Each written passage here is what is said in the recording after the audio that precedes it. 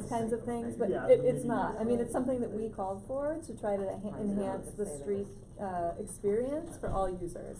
It's not a money grab by the city. I know that people think of these things when they see something like that, but that's really not. That's the net result of what's happening. I mean, if, sure, if, but if, that's not the intention. If there was left open, in fact, I got an Uber today, and the woman drove right past it. I mean, yeah, so.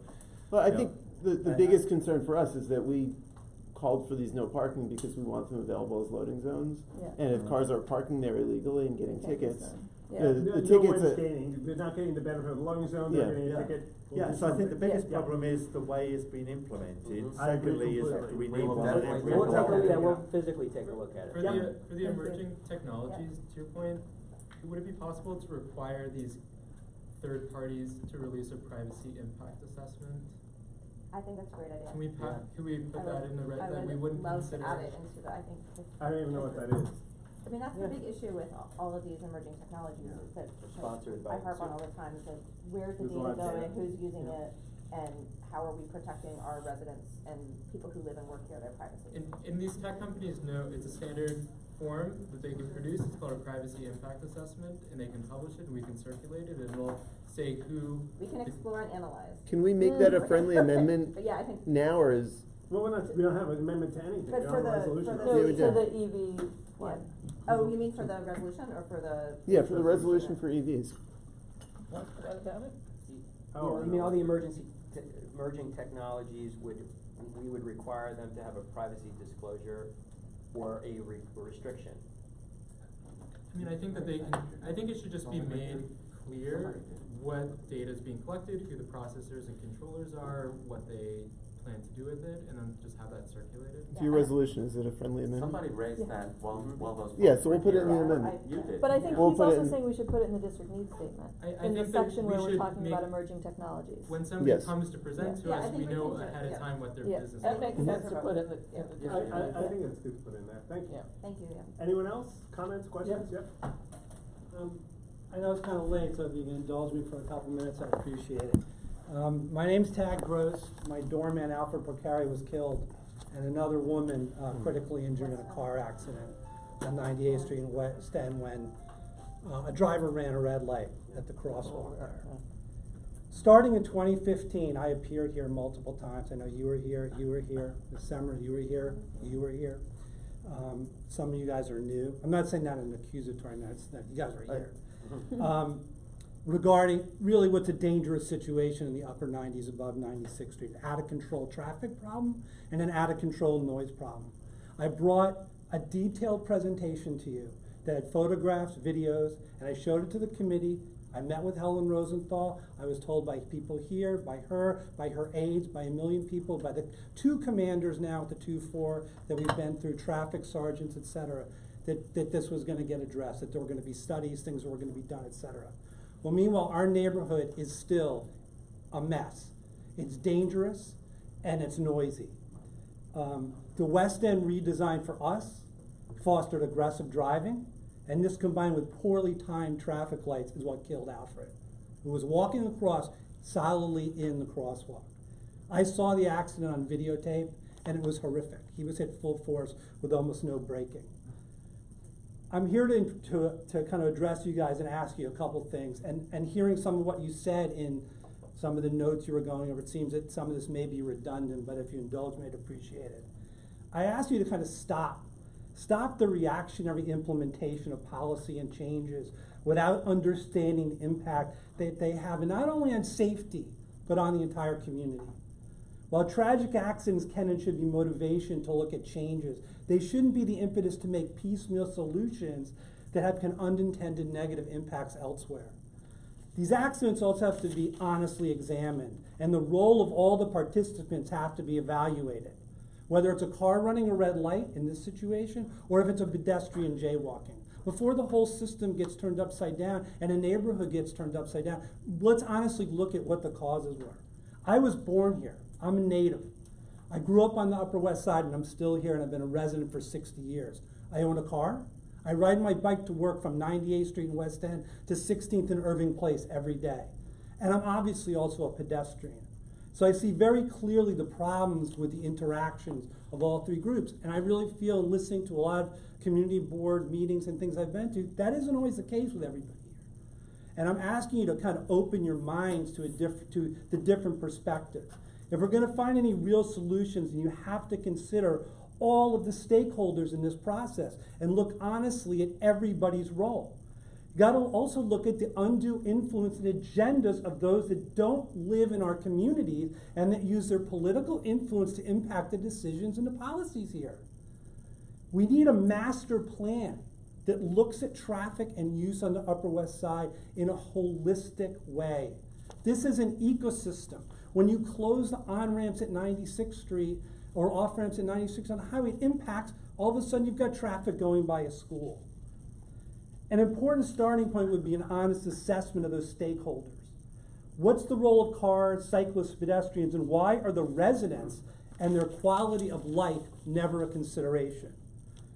It's time for the committee to stop endorsing and going along with every single thing that Transportation Alternative says and realize that their objective doesn't always align with what the Upper West Side is and what it is as a neighborhood Yeah, here. and listen to me say, it's very late, can you please just wrap I- up? I'm gonna And dis- I just want to, I beg to differ, we do consider the quality Okay. of life. You said we never consider the quality of All right. life of people who live here, that's just not true. Well, in my particular neighborhood, it's true. Okay, we have, Andrew, we need to wrap it up. Yeah, this is all, you know what? They did do something that Yes, he's referring to. I- What we did is. Could I listen, I sat and listened to people How much talk do you have about left? nominating streets and everything for a long time. I'm talking about 3 minutes here Okay, to so 3 discuss, minutes, you know, and I don't think it's Just unreasonable. get to your final point.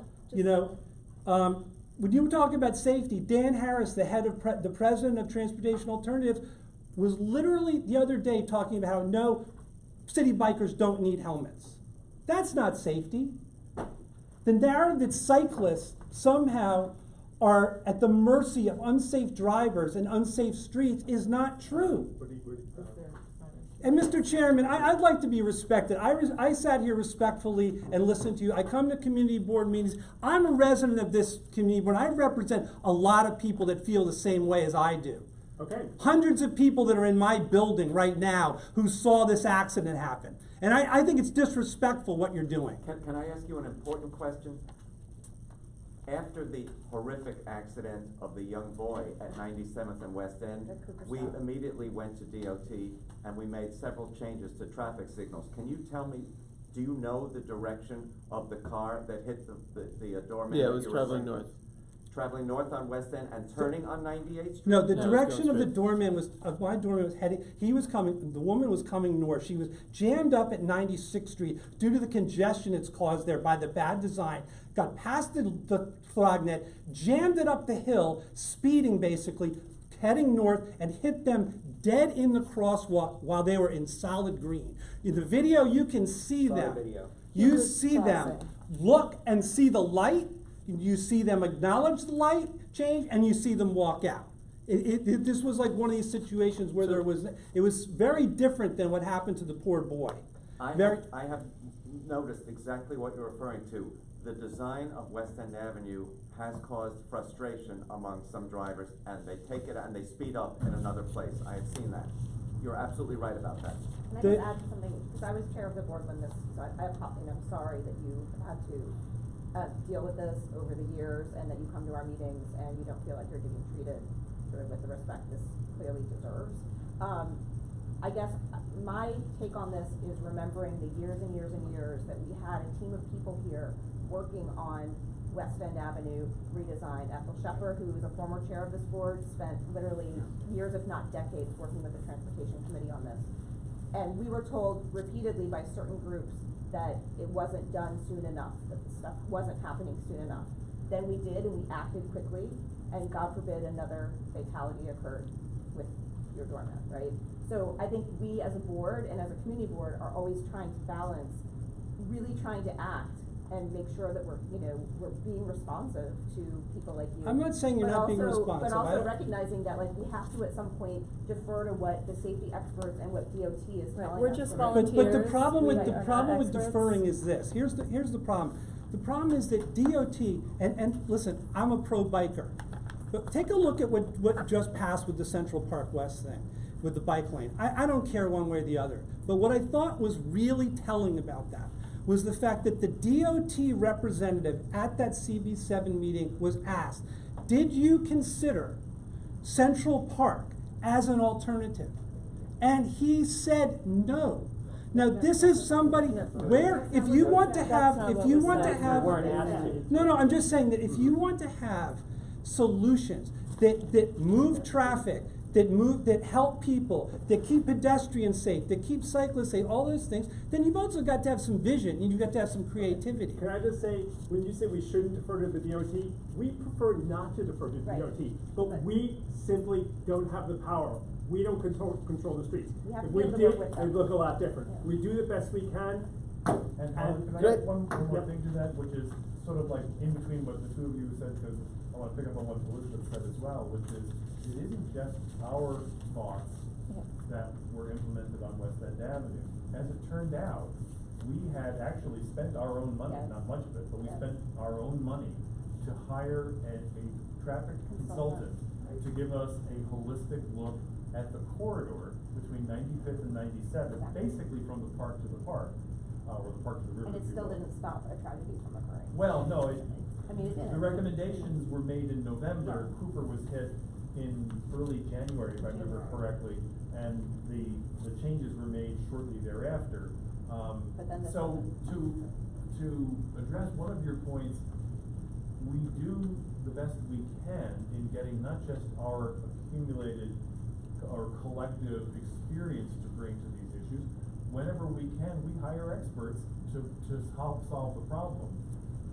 And what I'll offer you is this, and nothing brings back the memory of the beloved person in the community. I completely get that. A friend of mine died at 95th Street and West End Avenue,